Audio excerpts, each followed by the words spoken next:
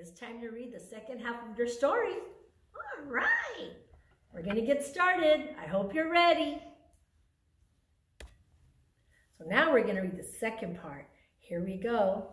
The title of the story is The Biggest Pumpkin Ever by Stephen Crow and illustrated by Jenny Bassett. Front cover, back cover, and spine. But let's review our vocabulary words. Very important to do that. Jack-o'-lantern.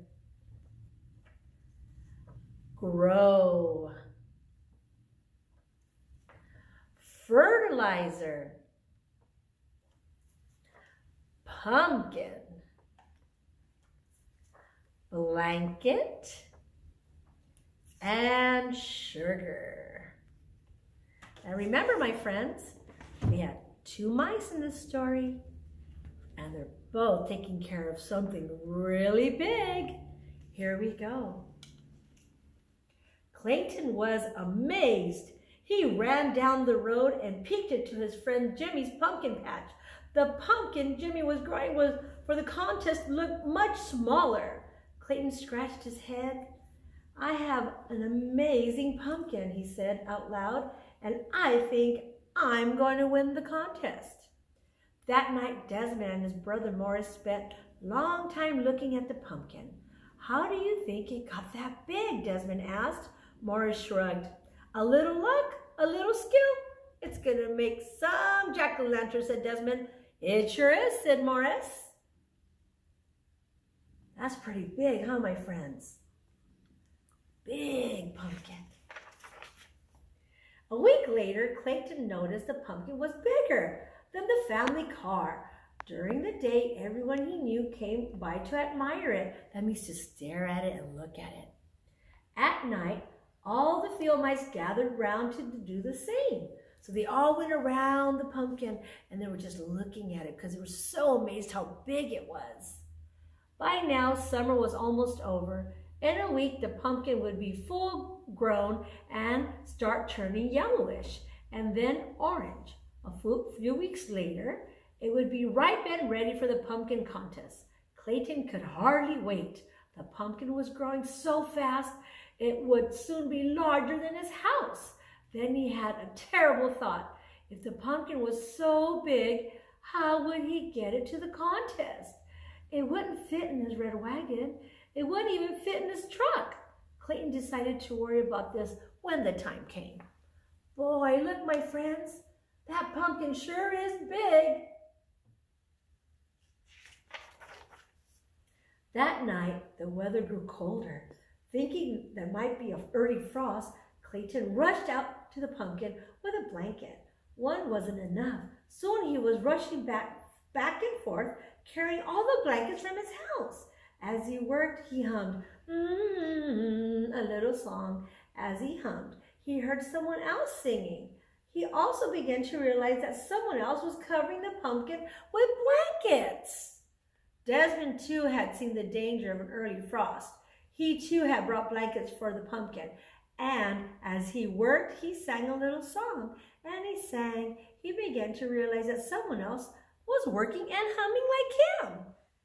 So remember, they're both on each side of the pumpkin. So they can't see each other, but they can hear each other. Clayton stopped humming. He put down his pile of blankets and peered around the corner of the pumpkin. Peered means he peeked, like he looked over. Desmond stopped singing. He put his blankets down and peered around the corner of the pumpkin. The two of them bumped heads and fell down. "You've been feeding the pumpkin?" said Clayton. "You've been feeding the pumpkin?" said Desmond. "That's why it's so big," said Clayton. "That's why it's so big," said Desmond. They burst out laughing. Ha ha ha ha!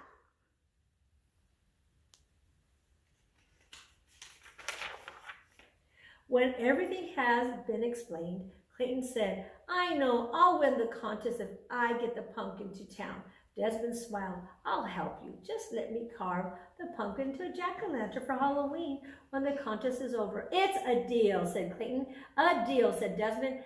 And they shook on it. That means they did this. See? They shook on it like this. The morning of the contest was bright and sunny.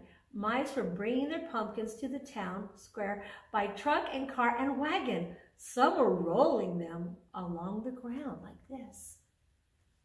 You see that, my friends?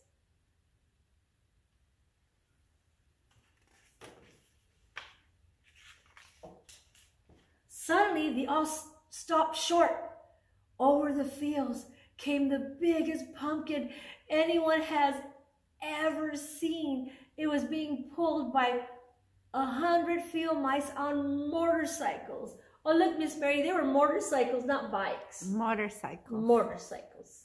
And look at, here's a big pumpkin. That was a smart idea. That's a lot of motorcycles.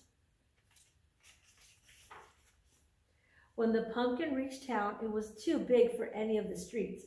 Clayton had to explain why they couldn't bring it to the square. The mayor understood at once. He led the crowd to the giant pumpkin and pinned the first prize ribbon on the side. Then everyone danced around it. Who would have believed this, said Clayton as he danced. Who would have believed this, said Desmond at the same moment. I think they're very happy. When the celebration was over, the 100 field mice pulled the pumpkin back to the field. The day before Halloween, they carved it into the best jack-o'-lantern ever. That looks like a lot of work. Like they needed to use ladders too. It was so big. And the Halloween night, it's wonderful. Smiling face could be seen glowing for miles around. Oh, happy Halloween. That was a nice story. Everyone was happy and they worked together. They didn't even know they were working together. I hope you enjoyed this story.